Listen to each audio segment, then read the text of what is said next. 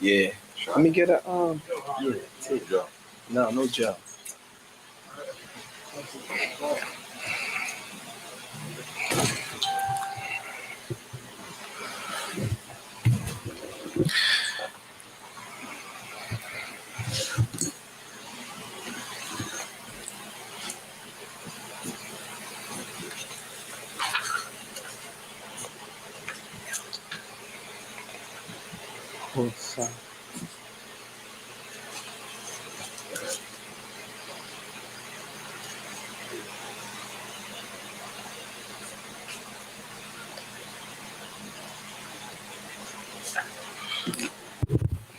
بسم الله الرحمن الرحيم الحمد لله والصلاة والسلام على أشرف الأنبياء والمرسلين نبينا محمد وعلى آله وصحبه أجمعين اللهم انفعنا بما علمتنا وعلمنا ما ينفعنا اللهم زدنا علما إنك أنت عليم الحكيم اللهم اجعل هذه المحاضرة حجة لنا لا حجة علينا يا رب العالمين أما بعد.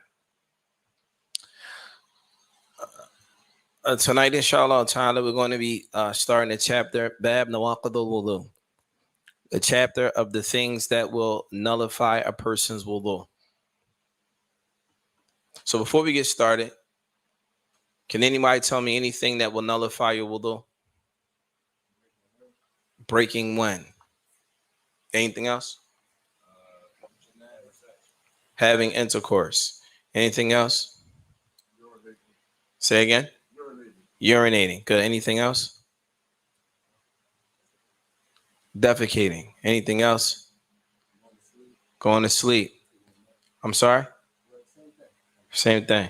Good. Anything else? A wet dream. Nocturnal emission. That's just okay. Anything else? Washing a body. Was that break your wudu? Mumkin. You was reading ahead, weren't you? I already know, shit. You was cheating. No, I know. It's okay. I know that's what you was doing. The average person wouldn't have said that. What else? Animal hair? A dog breaks your wudu? A dog licking you breaks your wudu? Who said that? You agree with him? Based on what? You don't know. So if a dog licks you, you're just going to go make wudu?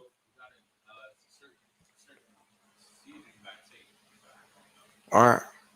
So if a dog licks on you, it breaks your wudu. Is that what you're telling me? You agree with that? You don't agree with that? You agree with that? No. All right, we'll get back to that, inshallah. Anything else?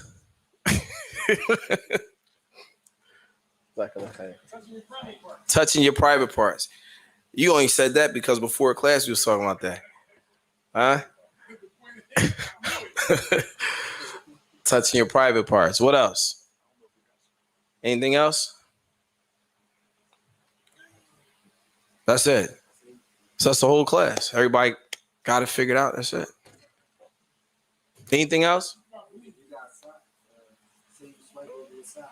You swipe over your socks? You said swipe over your. How do you swipe over your? Wipe over your socks. All right. You wipe over your socks. Okay. Vomiting. Brace your look. Good. Anything else? That's the whole class, huh? All right. We're going to talk about all of those things and then some. It may be some things that were left out and why. All right. And we're going to mention, inshallah, before the class is over, we're going to go into detail on one issue in particular. Qala Musannif rahimahullah ta'ala. So the author, he starts this chapter by saying, Yanqudu ma kharaja min sabilin. So the first thing they say is anything that exits the anus or the penis, it breaks the wudu. Yes. Intoxicate. Does it break your wudu? Wait. So if you're intoxicated, if you're drunk, it breaks your wudu? Or the salat might not be accepted for 40 salat?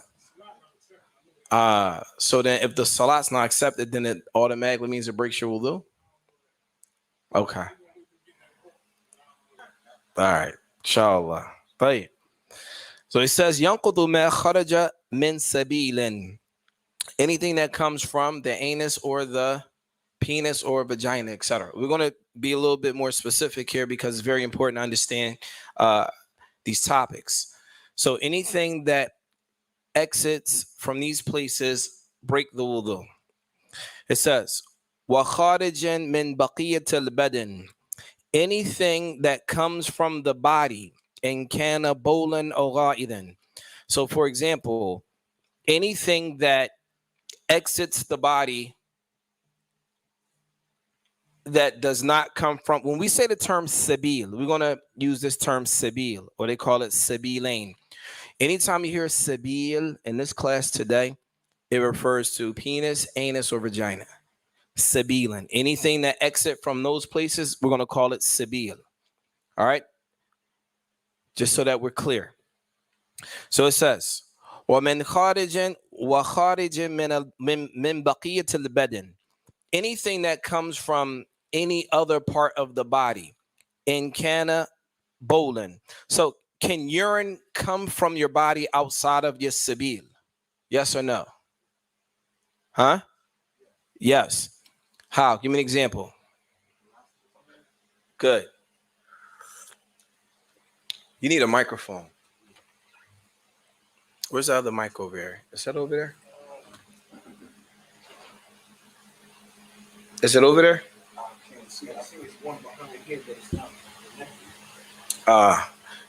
Go use this one right here. You use this one right here. I think people online should hear the people asking questions.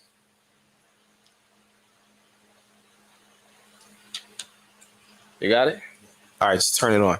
All right, so can urine come out of anything outside of the body other than a sabil? And the answer is? Yes. Yes. How? A colostomy bag. Yes. Any other way? So they make a distinction. If a person has a bag that they use either from injury, etc., right? Urine will come out of it.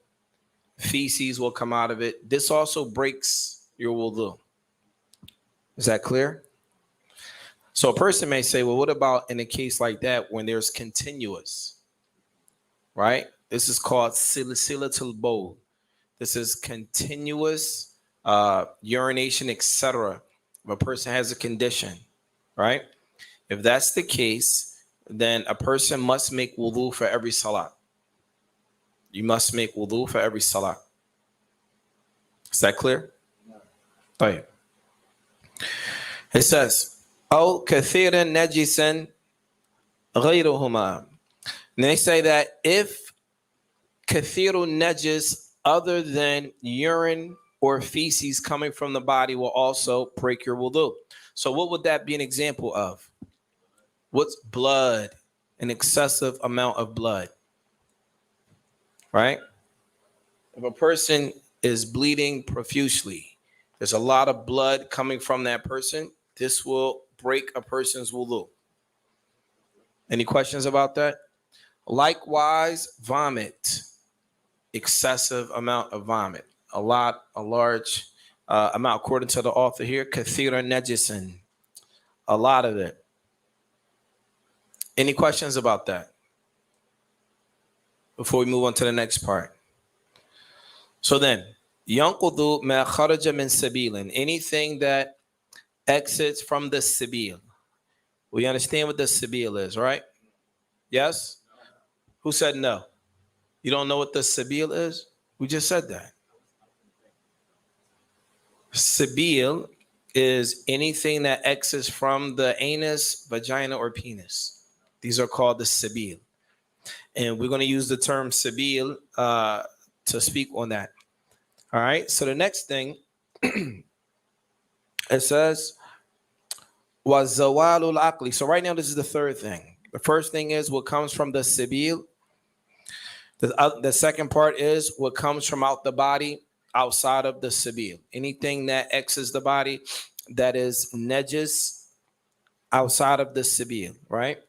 The third part is zawalul aqli, a person losing their consciousness. What does that look like? If a person passes out, it breaks their wudu. If a person goes to sleep, the type of sleep that will break a person's wudu is the type of sleep that you are not cognizant of what's going on around you. And then the author says, "Illa yasirin nomin min qa'idin wa qa'iman," except for the type of sleep that a person is sitting down or standing. Is it possible for a person to sleep while standing? Who said no? You can't sleep while you're standing up? Okay. What about sitting up? Can you sleep while sitting up? Right. So if a person is sleeping and they're sitting in a chair and they're cognizant of what's going on around them, this doesn't break your wudu. There's a hadith of the Prophet alayhi salatu wasalam. We found that some of the Sahaba were sleeping, and when he came to offer, or when he came to make the salat, they stood up and they prayed. They did not go to make wudu. Many scholars of Islam, when they look at this issue, they say that a person, some of them, they get into great detail. Some mention if something's in your hand and you let it fall out your hand if you're sleeping, then this is the type of sleep that will break your wudu, etc. But there's a lot of conversation about that. The next part. Any questions? All right. The next part. It says, وَمَسُّ ذَكَرٍ مُتَّصِلًا. If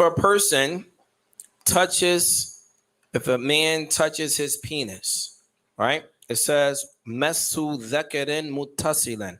Now, understand something. When we speak about these issues in fiqh, the scholars of Islam, they speak about a lot of issues. We're going to cover some issues tonight that's going to, stuff that you may not think Islam would address, but it does.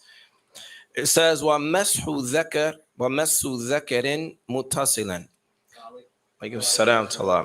If a person touches their penis, that's connected.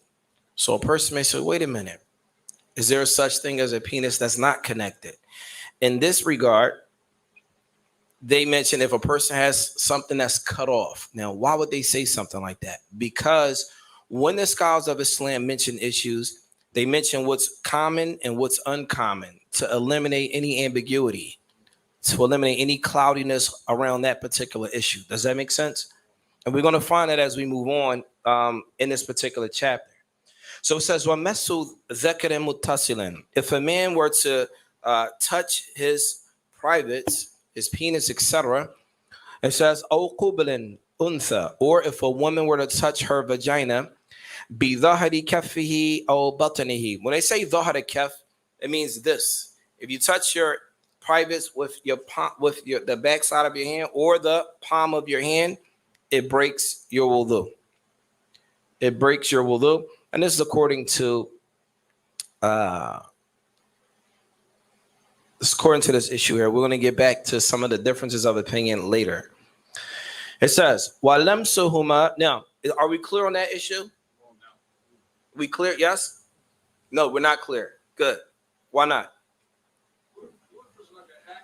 So grab the microphone here.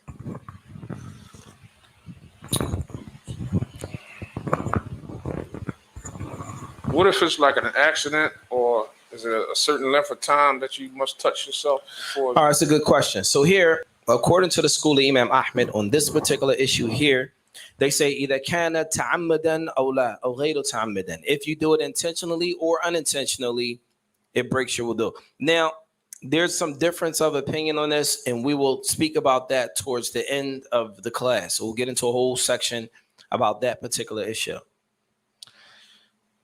The next issue is one that maybe many people may not be familiar with. It says, وَلَمْسُهُمَا مِنْ خُنْثَ مُشْكِلًا.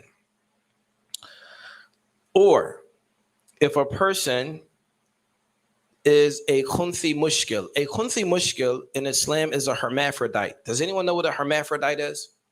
What is a hermaphrodite? Good. A person with two private parts, two male and female, they call them alas, or body parts, if you will, right? So a person may have a vagina or a penis, right? This is considered a hermaphrodite. This is considered a hermaphrodite, right?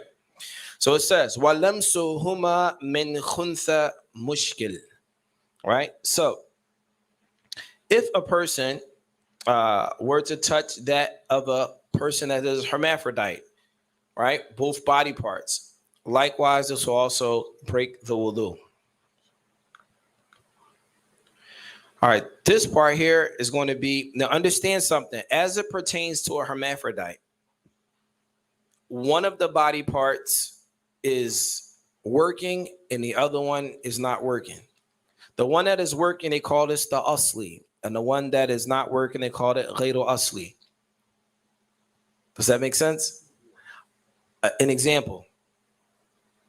If we have a hermaphrodite and the hermaphrodite has a penis, right? Does it work or does it not? If it doesn't work, then in reality, this hermaphrodite is a woman, right? And vice versa. Okay? Is that clear? All right. So it says here, وَلَمْسُ ذَكَرٍ ذَكَرُهُ. Now, they're going to mention some things that are for you to think about how it relates to breaking wudu. All right? So it says, if a male touches the penis of a hermaphrodite, أو أنثى قبلها, or a woman touches the vagina of a hermaphrodite, right? لِشَهْوَةٍ فِيهِمَا. If they have desire when they do this, it will break their wudu. So a person may say, well, if a man, and these are the arguments that the scholars of the past have going into these particular issues. And the purpose of this is for that the judge or the scholar, when they're ruling in these issues, they understand the whole picture. They understand the whole picture. So here, then we're going to try to explain this so that it makes sense, right?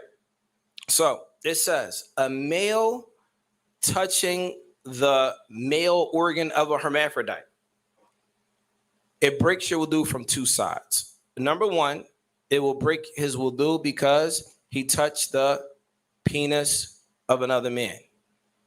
That will break his wudu. Understood? That's the first part.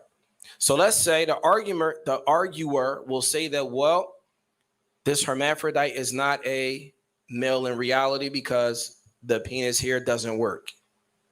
So then if that's the case, then this hermaphrodite is a woman and you're touching the woman with desires, and in that regard also breaks your wudu. Is that clear? Does that make sense? All right. We're going to switch to the next part. It says, O untha qubalahu, or a woman touches the vagina of a hermaphrodite. All right. Next thing is, if you touch the vagina, in this case, it breaks your wudu. Then she will say, okay, well, in this case, we found out that it wasn't a woman, it was actually a man. And then she also breaks her wudu from touching a man by having desires. Okay. From both aspects, it breaks a person's wudu according to the school of Imam Ahmed. Now, somebody might say, wait a minute, I read that, there are conditions with that, etc. And there may be, and there are some differences of opinion, but we're not talking about that here on this particular issue. Right. Any questions about that? Right. Yes,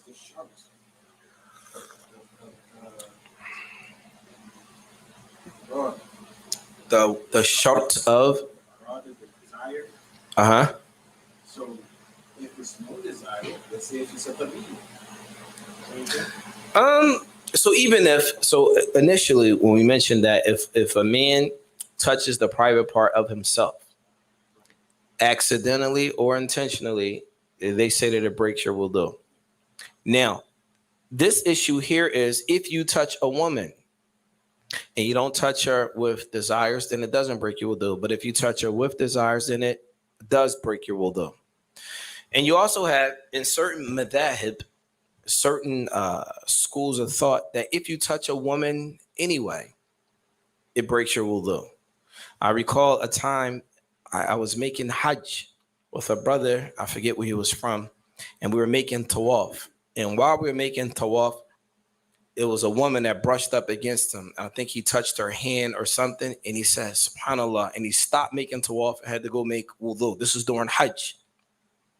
And at the time, I'm like, I never heard nothing like that. I'm cool. I'm going to continue making my tawaf. But he stopped making tawaf to go make wudu and to come back. So the next part that breaks your wudu is the author says, وَمَسَّحُ إِمْرَأَةً بِشَهْوَةٍ أَوْ تَمَسَّهُ بِهَا. If a man touches a woman with desires or a woman touches a man with desires, it breaks your wudu.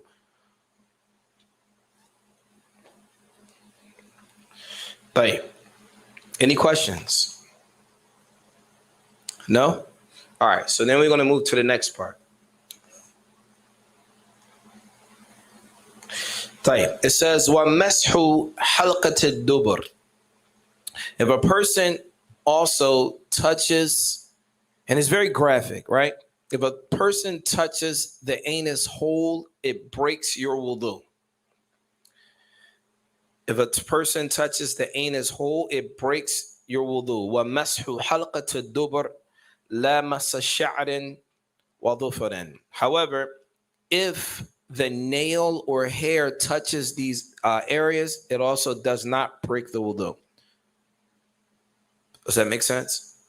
If the hair or fingernails touch things that they're not supposed to touch, it doesn't break the wudu. All right, the next one is somebody might say, well, why are they mentioning this issue? Understand something. A long time ago, there were issues, not just in the Muslim world, but all over the world. There were issues where molestation of boys, right? So because of that, the scholars even mentioned that in some of the classical books of fiqh. It talks about that, right? So in this particular part here, it says, wali amradin, right? It says, la massa sha'ri dhufarin wala amradin. Wali amradin, right? Amrad here is a young boy that hasn't reached the age of puberty, right? If you notice, if anyone did any reading or learn anything about history, even in European culture, etc., in the past, right? Young boys were desirable by men during that time. This is a sickness, but this is something that was known, right? So here it says that if a man were to touch a young boy, not to say that it's permissible because it's impermissible, but is also mentioned in the context of fiqh here. If there was a Muslim man who has problems and he touches a young boy, does that break his wudu as well? Right, but in this case, they say it doesn't break his wudu because it's a boy, it's not a woman in that regard. That's what they're saying here, right? The point is, a person may say, well, why is that even mentioned? That's a logical question. Why would that even be mentioned? Because it was something that happened during that time that was prevalent and they spoke on it. If you look through any of the more detailed books of fiqh, for example, this book here is called Al-Mughni, right? This book was written by Ibn Qudama, who died in the year 720 Hijri, which is approximately, over what year are we in right now? Hijri. 14, what? So you're talking about almost 800 years ago, right? This book was written over 800 years ago. It talks about this issue in a lot greater detail, the same types of issues, right?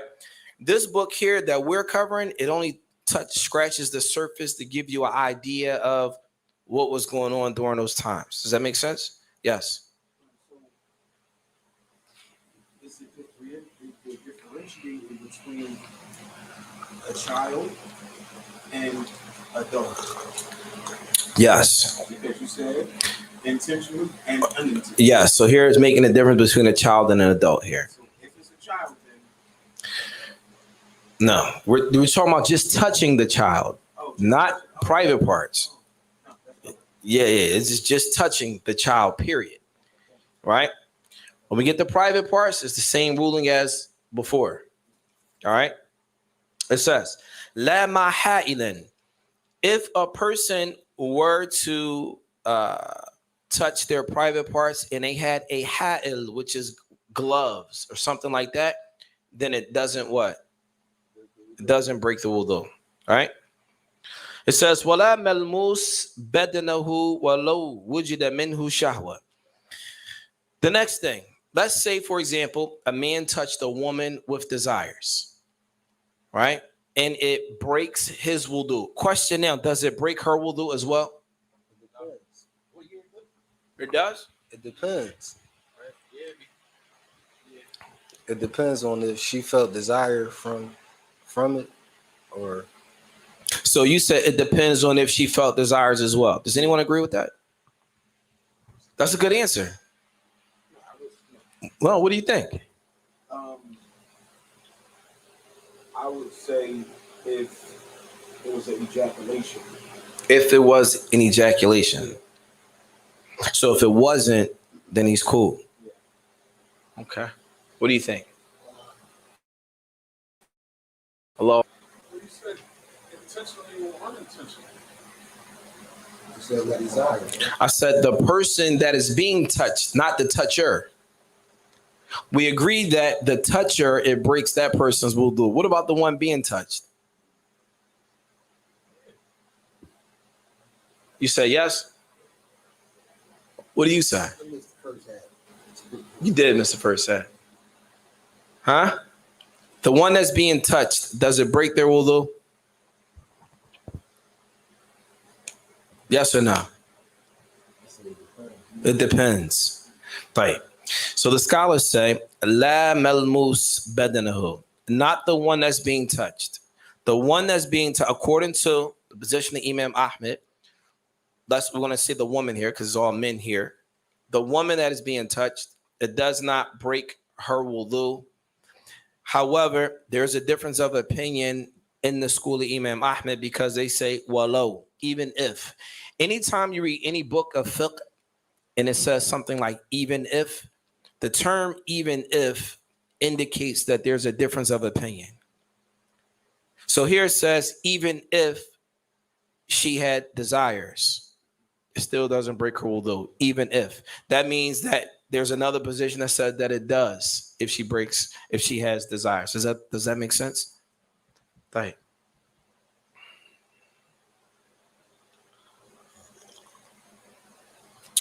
The next one. It says, وَيَنْقُضُ غُسْلُ الْمَيِّتِ. If a person washes the deceased, it also breaks your wudu. If a person washes a body, it breaks your wudu.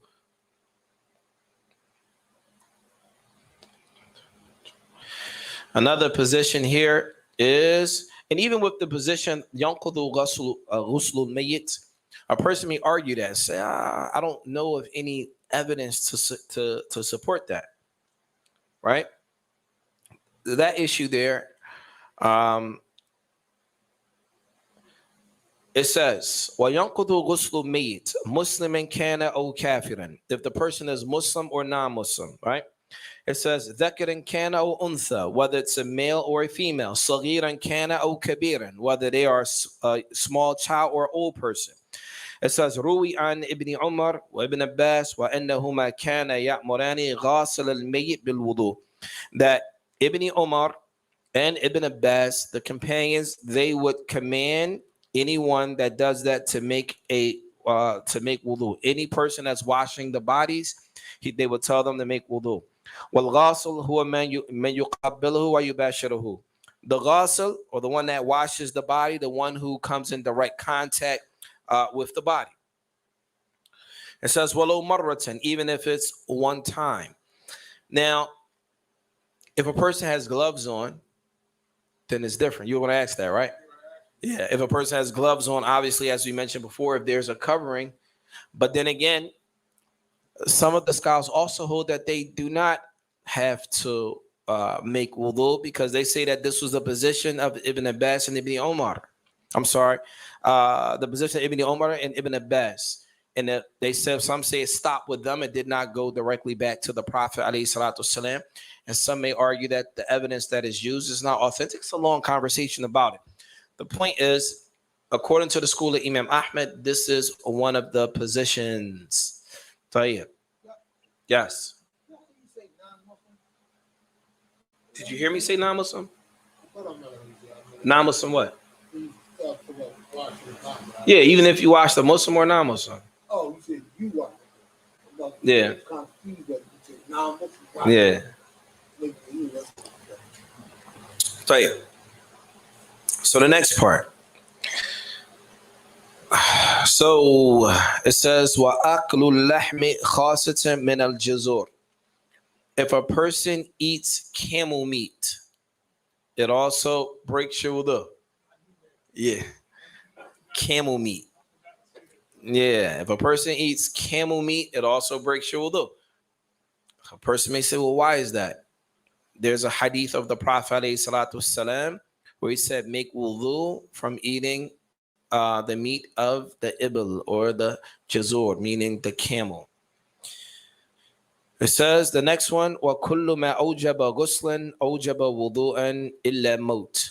Everything that necessitates a ghusl also necessitates wudu except for death. The next part here, when we speak about this next part, you have to really pay attention. It has to do with the principle that we taught a while back.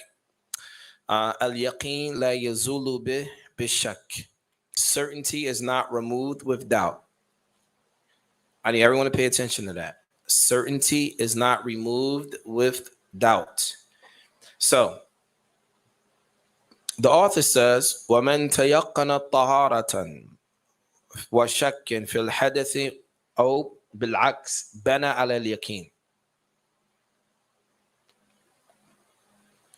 If a person is certain that they have wudu, let's say, for example, right now, you know for a fact that you made wudu, but then you're doubting, like, dang, did I break my wudu? Did anyone ever go through that? Yes. You did it today. All right. So let's look at how he dealt with the situation, right? You were certain that you made wudu. And then after you made wudu, some time passed, like, dang, did I break my wudu? What do you do in a situation like that? You just make wudu again. What would you do? You'll make wudu again. What about you? Oh, you wouldn't make wudu again. But you think you broke your wudu. Remember the principle we just mentioned. The principle that we just mentioned was what? Al-yaqeen, certainty is not removed with doubt. So I'm going to ask you, when you made wudu, you were certain you had wudu, right? But you had doubts whether you broke your wudu. In a case like that, it says bana al-yaqeen. Then you build on what has been established that you're certain of. You're certain that you made wudu, but you're not certain if you broke your wudu. Then the origin is that you have what? You have wudu. Why? Because of certainty. Because certainty. You're certain that you had wudu, and you doubt whether you broke your wudu. Then you establish your certainty. Your certainty is that you have wudu, so then you have wudu. You didn't break it. Does that make sense? I'll give you an example. If you're certain that you broke your wudu, but not sure whether you made wudu, what do? You make wudu. Why? Because you're certain that you broke your wudu. Does that make sense?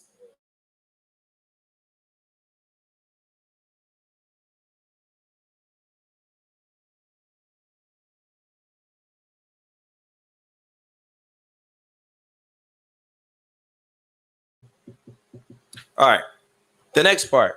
It says, فَإِن تَيَقَّنَهُمَا وَجَهِلَ السَّابِقَ فَهُوَ بِضِدِّ حَالِهِ قَبْلَهُمَا. Now, this is confusing for some people, so you have to pay attention to this last part. It says, if you're certain that you broke your wudu and you're certain that you made wudu. Does that make sense? Think about that. It says, if you're certain that you made wudu and you're certain that you broke your wudu, but you don't know which one you did first.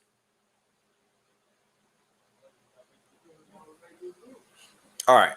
So the principle for that is, it says, فَهُوَ بِضِدِّ حَالِهِ قَبْلَهُمَا. Then the answer is that you go back to the state that you were in before both of them. So I'll give you an example just to make it clear. Right now, we have a person who made wudu. No, I'm sorry. He prayed Salatul Maghrib. So he's sitting in the masjid. They pray Salatul Maghrib. He's sure he has wudu right now, right? After Salatul Maghrib, he eats food. He goes to the bathroom. He makes wudu, but he's not sure what he did first. He's not sure if he made wudu first, then went to the bathroom, or went to the bathroom and then made wudu. Does that make sense? Has this happened to anybody before? All right. What do you do in a situation like that? So the author says, فَهُوَ بِضِدِّ حَالِهِمَا قَبْلَهُمَا. Then he goes back to the opposite of the state he was in before both of them. What does that even mean? What that means is, when he prayed Salatul Maghrib, he had what? He's certain, because he's certain about everything. He's certain that he prayed Maghrib. He's certain that he went to the bathroom. And he's certain that he broke his wudu. But right now, he doesn't know, did I make wudu after I went to the bathroom, or did I go to the bathroom? Didn't make, like I messed up.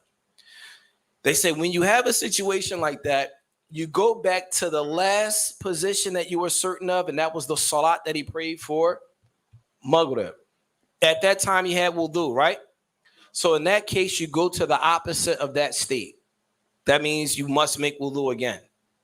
Does that make sense? Or should we mention it again? Again? Listen, let it process. If it don't make sense, it doesn't make sense. It's okay. Going to the opposite. The opposite. Sheikh, you look confused. I understood what you said. You understood what I said? All right, tell it to everybody again. Give him the mic. Bismillah. Yallah. I don't want to be the only one talking. Give him the mic. No, it's not just me. Give him the mic. Huh? I want somebody else to repeat it. You said if you were certain that you didn't, you were certain that you had wudu. The people on the online can't hear you. I don't want to be the only one talking. So you said you were certain if you had wudu. Then you were certain that you broke the wudu. I was certain that I had wudu, and I was certain that I broke wudu. You would go back to the last. So you said you made Maghrib. So you were certain that you had wudu for Maghrib. So you go to the opposite. The opposite of what? The opposite of the wudu.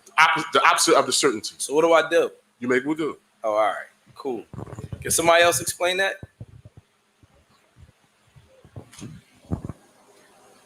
You get it? You get it, but don't get it. All right. So, because it doesn't make sense.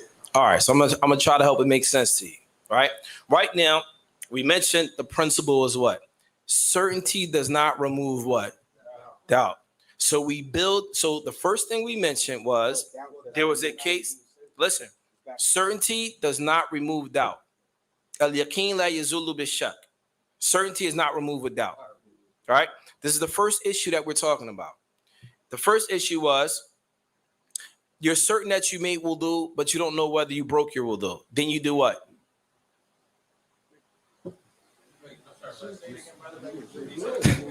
You're certain that you have wudu, but you're not certain whether you broke your wudu. Then you don't have to make wudu. Are we clear on that? Okay. The next part. I'm certain that I broke my wudu, but I'm not sure if I made wudu. What do? You make wudu. Now we're talking about an issue that is all certainty. What do?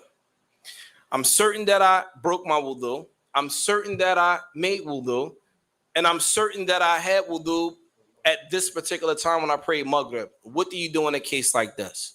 In a case like this, they say that if you don't know what was the last thing you did, you don't know whether you made wudu first, you don't know whether you went to the bath, or you don't know if you made wudu or went to the bathroom first, but you do. But all these are certainties. But you're certain that you did, certain that you broke your wudu, and you're certain that you made wudu, but you're not certain when you did it. That's number one. The second part is, if we back up, you're certain that you prayed Salatul Maghrib with wudu. So they say, in a case like this, where there's all certainty, then you go back to the opposite of what it was and you build from there. That's an exception is this case here. Does that make sense? You sure? Sheikh, you still confused. No, you just saying it. It's okay. Listen, if you don't understand, it's okay, man.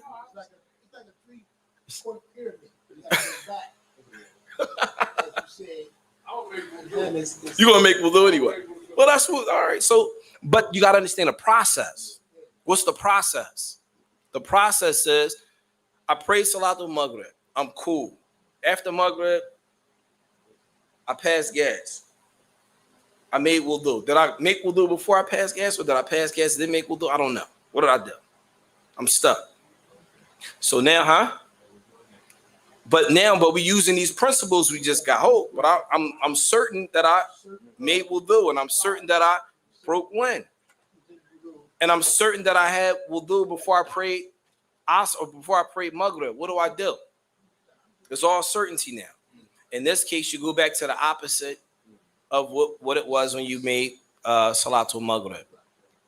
All right, and it's a lot more detailed. I'm just trying to condense it and make it easier, right? Does that make sense? You still confused, man. You touching your knee, Sheikh. You touching your knee, man. So you go back to at least the third process of between the wudu and the breaking of the wudu. You go back to the third process? Yeah. What's the third process? When you say you're not certain, you said you sure you was in wudu. Right. Then you broke this salat. You wasn't sure in between the time. And you go you're not sure which one came first. Right. Which one came first? So if you're not sure which one came first, you go back to the time when you were certainty when you made the wudu or the salat. Sheikh, you confusing me, man. Say go back to your certainty that you made the wudu. Say that on the microphone, because I don't want to be the only one confused. I think we all need to share. Bismillah. You said the surety at first is when you made the salat. For Salatul Maghrib, we were sure we had wudu. No doubt. So in course of that time, you broke your wudu. I'm sorry? After that, I'm certain that I broke my wudu. You're certain that I'm certain that I made wudu. But I'm not certain which one I did first. So you go back to the original certainty and do the opposite of that, which makes it the wudu. Yes. Congratulations. MashaAllah. Yes, that's it. No, I was worrying about you because you're touching your knee.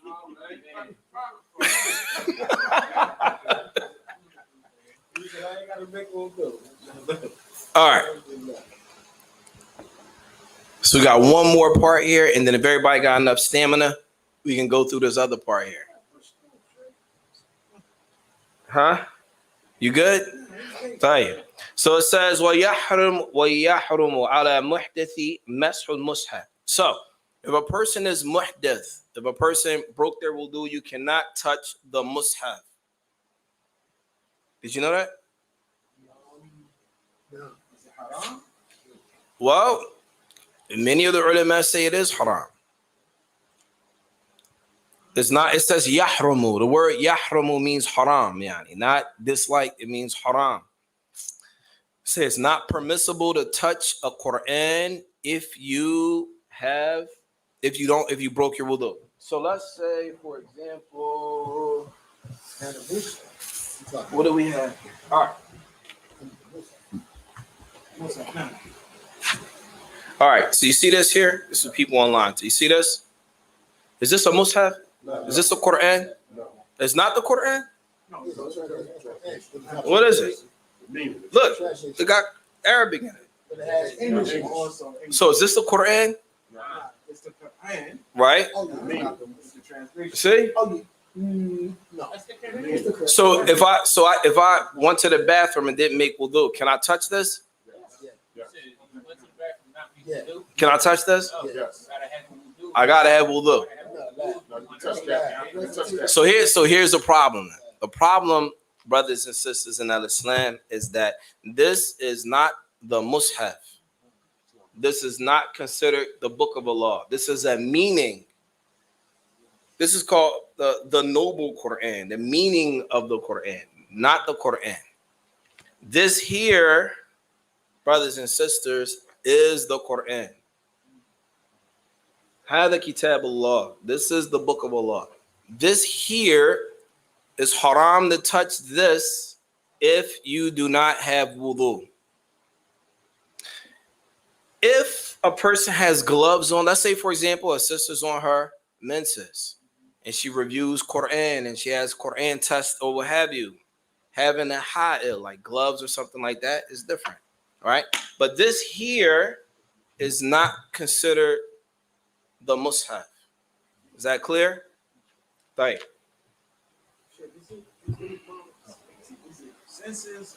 Is it consensus that this is not the mushaf? No, not that. That you can't touch the Mus'haf without being able to do. Is it mujma alayh?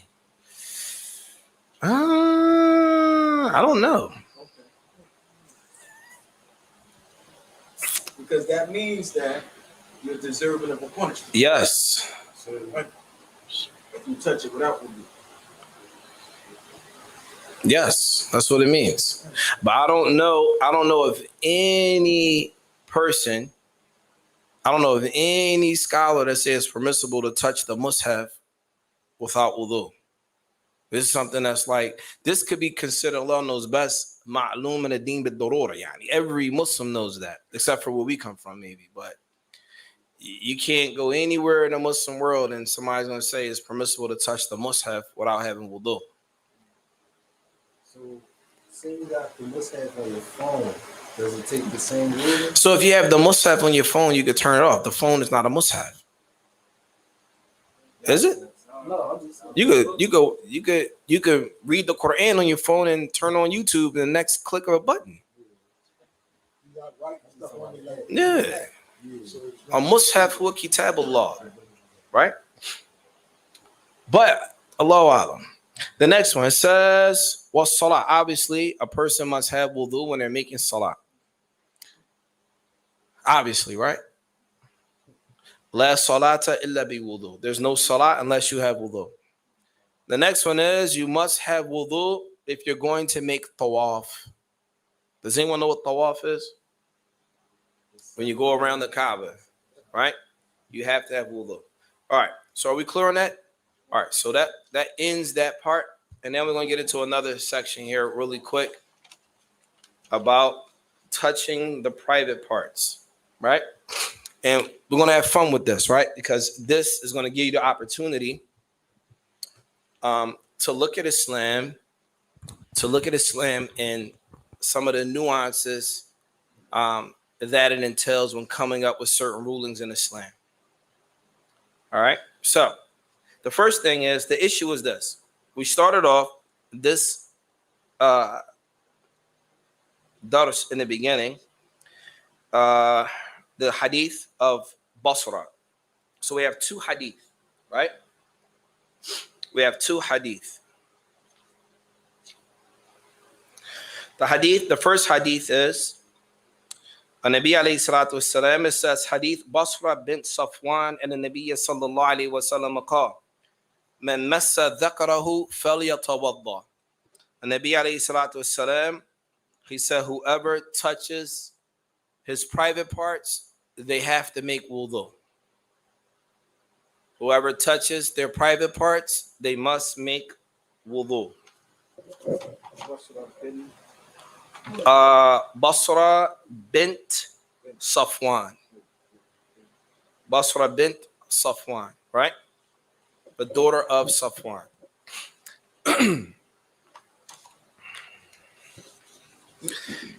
In another hadith, عن طلق ibn Ali. طلق ibn Ali. He says, سأل النبي صلى الله عليه وسلم عن الرجل يمس ذكره في الصلاة. So they asked the Prophet عليه الصلاة والسلام on the position of a man who touches his private parts in the salah.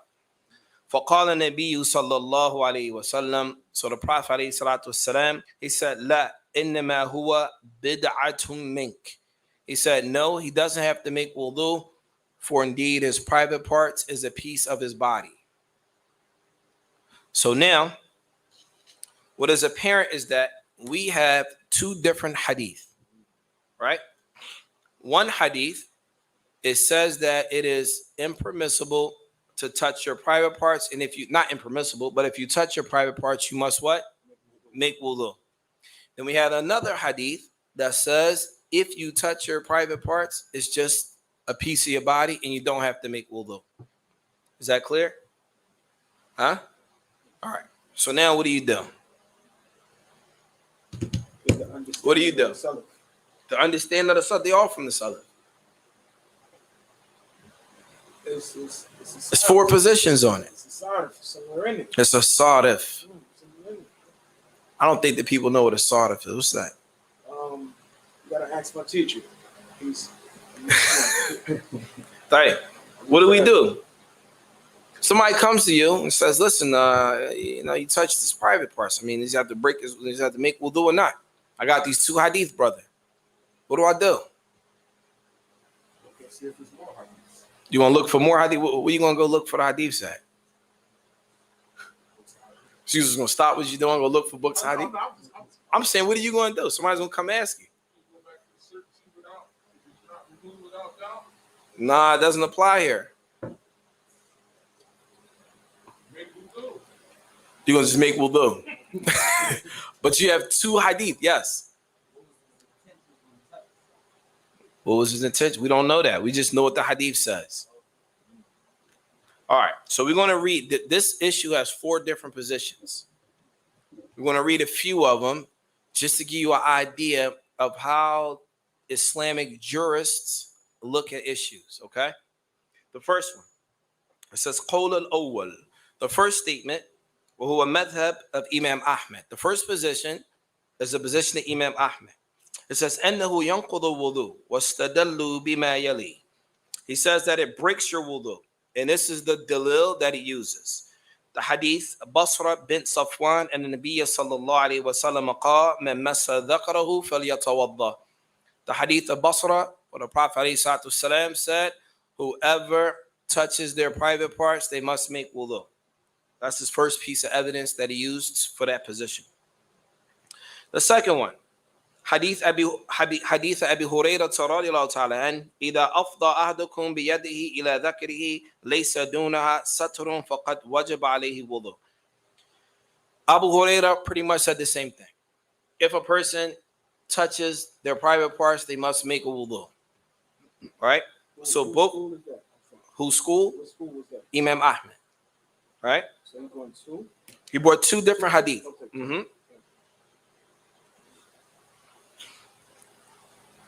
He has some more evidence. We're just going to use those two hadiths, right?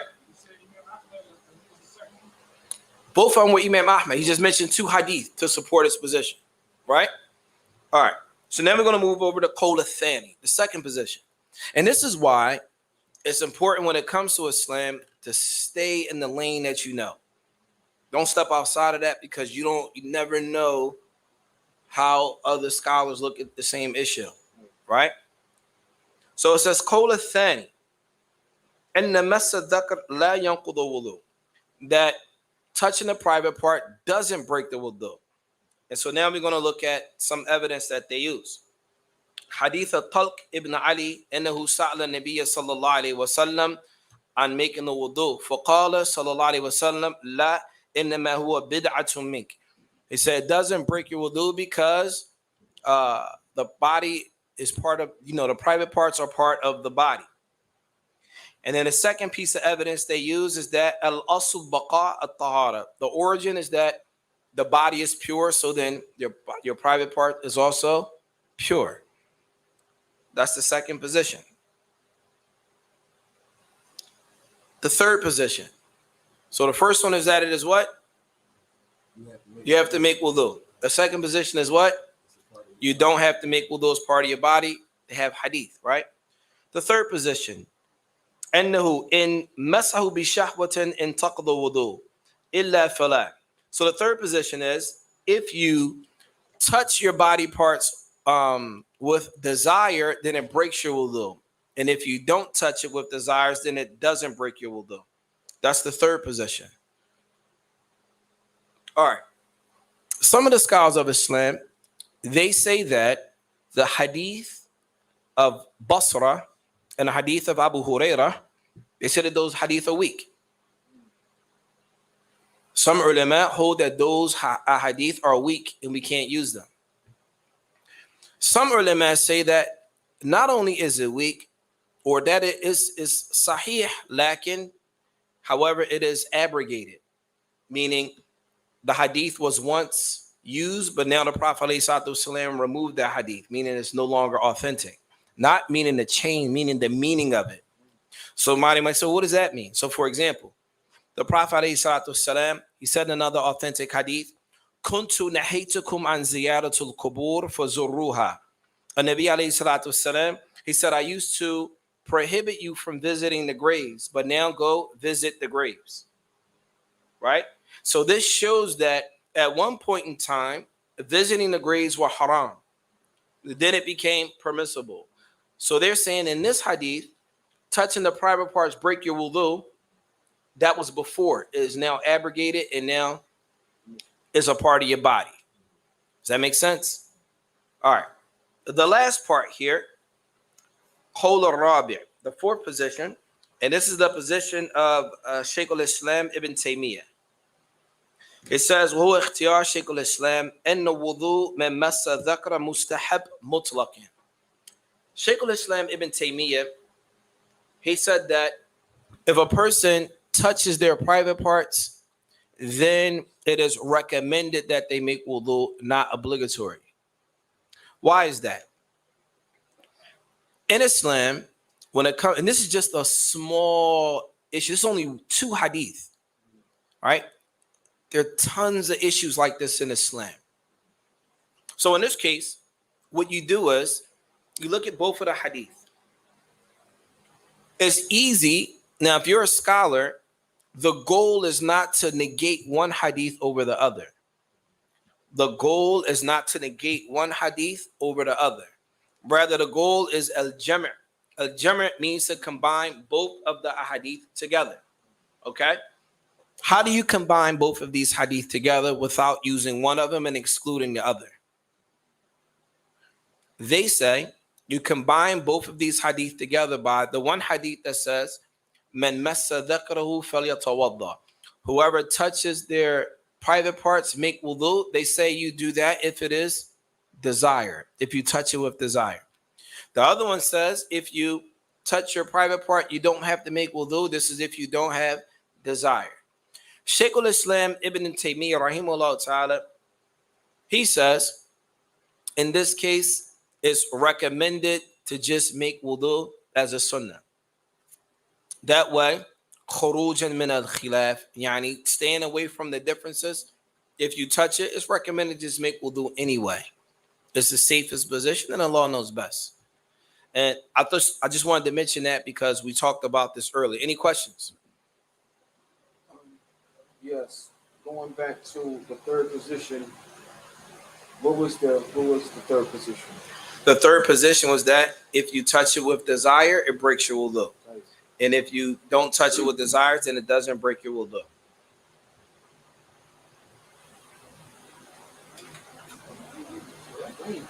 It's raining outside? Yeah, it's a storm. Yeah. This is a storm? It's supposed to be a storm at 7 o'clock. I was in the house. They called me back in. Oh, so they called you out the house in the rain. He said you was right there, so you gonna walk me home with the hummer. No problem, Sheikh. Yeah, we. I'll walk you home. That's my man. I can't say no now. It's raining outside. No, I mean, look, I didn't know. I was gonna be. Well, you should have said something. You should have told him that you weren't coming because it was raining. He had the phone. He said, "Yeah, I'll leave right here." Oh, see, I ain't know that. Waiting for you to get started. Alhamdulillah. It's cool. Huh? Naeem? Yeah. All right, so any questions? Yes. I'm not trying to go out my name, but just to ask. No. Like for the first two positions, I just said in the hadith, it says something about said that they're weak.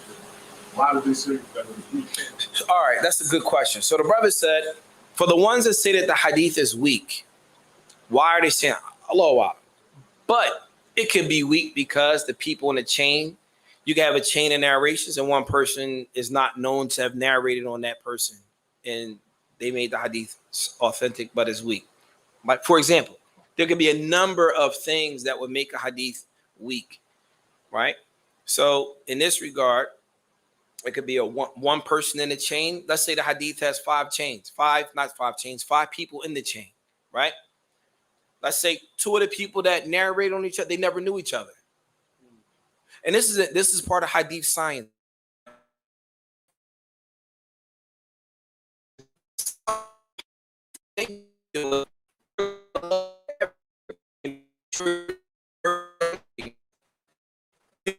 Somebody said,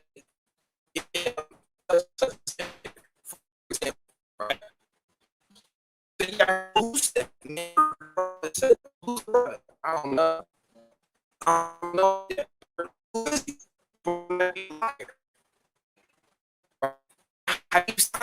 Every person has to be checked in the chain. All right. Well, who you hear from? I remember he was tall. I forget what he looked like. I think his name is I forget. But he told me that he's an innovator. Oh, all right. All right.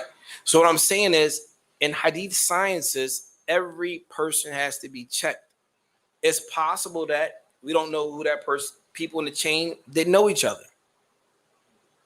All right. Yes.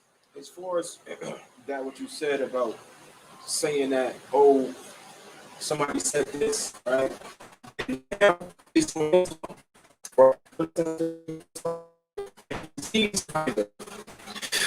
Allah says, right? Allah subhanahu wa ta'ala says, if a simple person comes to you with information, seek clarification. So a person is not sinful. Many specifically, one that many scholars here know, like Sheikh Zaad Al-Mustaq'ni, when he gave an explanation of this ayah, he said that even if the person is not sinful, they come to you with information that can cause problems between the people. You have to verify that information. Well, there, even if that information that you get is news and it could be problematic for the people, you have to verify. An-Nabi alayhi salatu wasalam, he said, "Abayyana ala mudda'i." If I claim that you are this or he is that, alayya bibayyana, meaning I have to be the one to provide the evidence to substantiate the claim. Do you understand? If I say that you're a liar, that's his friend. Well, how is he a liar? I heard the brothers over there saying. I heard this. Nah, it's on your tongue. You got to wear that. How is he a liar? What did he do? I don't really know. If they say he sits with people innovation, his best friend is for example, this is what I'm only using this language because this is the Philly language. This is the language people understand here. His friend's an innovator, right? I'm saying, well, how is he? You said his friend, he's an innovator. His friend's an innovator. What friend? Who's this? Now you gotta answer for that. But now you don't have the ability to because you didn't make tathabbut. You didn't clarify it. Our Prophet, listen, Nabi alayhi salatu wasalam, he said, if the deen was based on people making claims, then you would claim the rights of everyone. Just think about that. He owed me $50,000. I'm trustworthy. So everybody come run to your house, take all your money because I say you owe me. Based on what? This brother's an innovator. Based on what? And then when you really peel back the layers, you find out that people don't really know what they're talking about. And it leads to oppression.